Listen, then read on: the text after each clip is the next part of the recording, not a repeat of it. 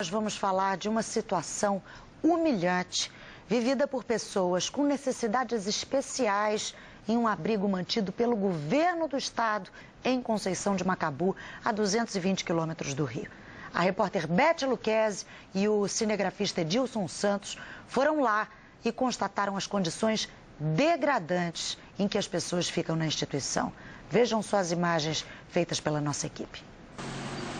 O Centro Integrado da Criança e do Adolescente com Deficiência mantém 90 homens com idades entre 24 e 48 anos.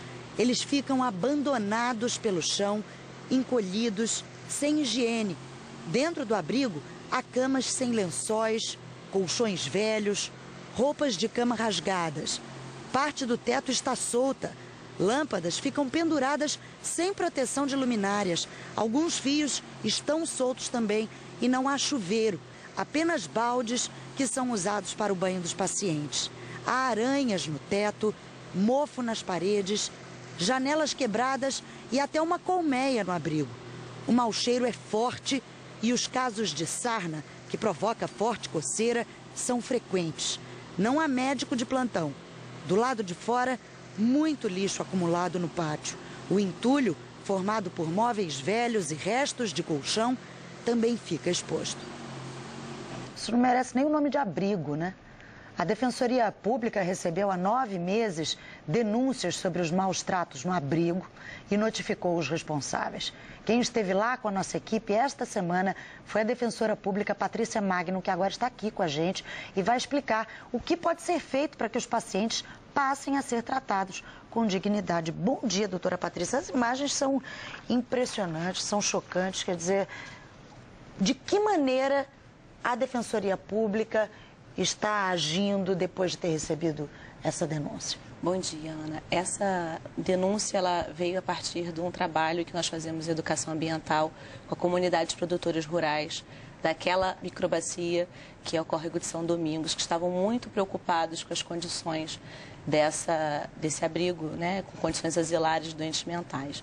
Algumas coisas já melhoraram bastante nesse trabalho que a gente tem feito de monitoramento constante e outras não melhoraram, e as mais importantes dizem respeito às condições físicas do local onde estão esses pacientes psiquiátricos. É porque não parece que não tem manutenção nenhuma, não tem limpeza, não tem nada.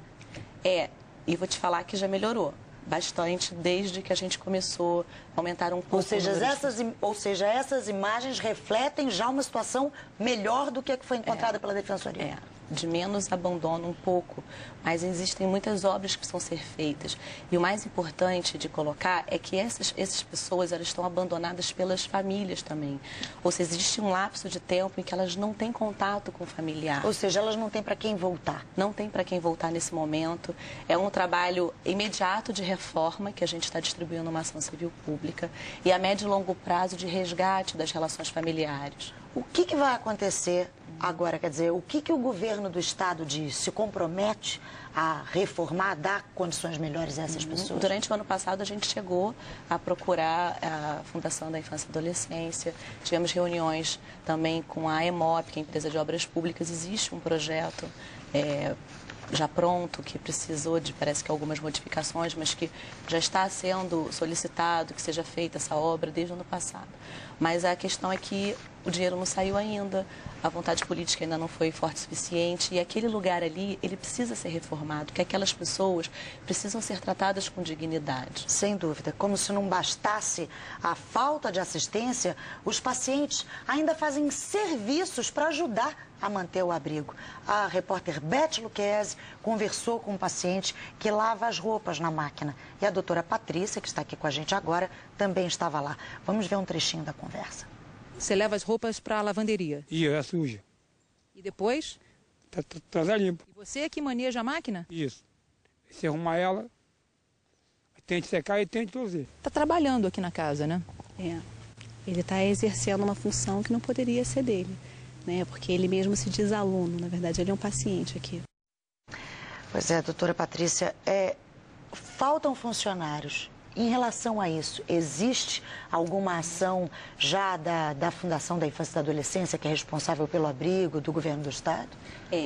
os funcionários que existem lá são alguns da FIA, outros da Pestalozzi e da APAI, que tem convênio com a FIA, e outros de uma organização não governamental que recebe verba pública para alocar funcionários lá. Nós estamos já levantando esses convênios junto ao Tribunal de Contas do Estado para saber exatamente quais os termos, o plano de trabalho, mas esse paciente, segundo, né, a FIA, ele não pode, ele nunca lavou roupa, mas ele pegou a chave. Então, assim, a gente não presenciou ele lavando a roupa.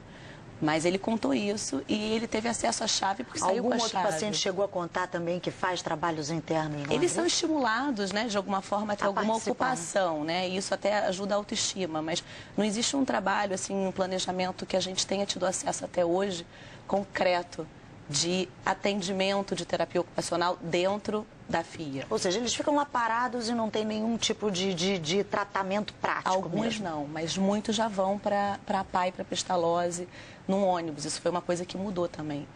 Bom, a responsável pelo abrigo é a Fundação para a Infância e para a Adolescência, a FIA, que é do governo do Estado. E a repórter Beth Lucchesi ouviu a presidente da instituição, que alegou não ter tido tempo suficiente para resolver o problema.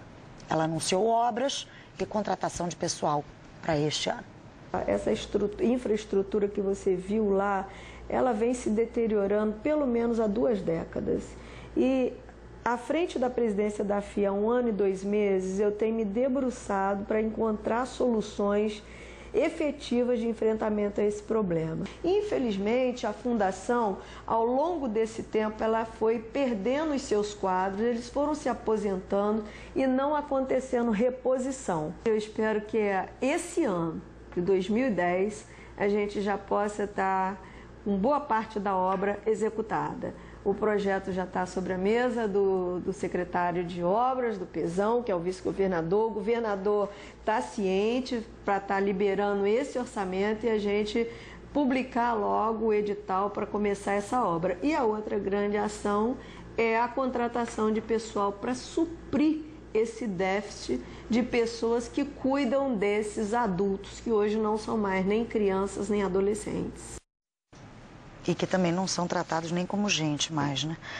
Doutora Patrícia, o que vai acontecer agora? Quer dizer, porque existe uma lei que fala contra a existência de abrigos para doentes mentais, mas a Defensoria quer que esse, pelo menos, continue existindo, não é isso que a senhora estava me contando? Ana, pelo menos temporariamente, porque existe um lapso, como a presidente da FIA falou, de pelo menos 2 décadas, alguns a 3 décadas sem contato nenhum com as famílias. Então, num primeiro momento, o pior que pode acontecer é que eles percam os laços que eles têm entre eles mesmos, porque um representa a família do outro. Então, no primeiro momento, tem que ser feito obra.